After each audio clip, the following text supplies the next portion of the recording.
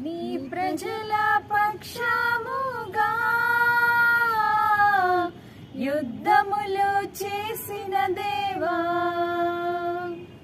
నీ ప్రజల పక్షముగా యుద్ధములు చేసిన దేవా, అగ్నిలో పడవేసిన భయమేమీ లేకుండిరి, అగ్నిలో పడవేసిన భయమేమీ లేకుండిరి. యెహోవా నీ నామము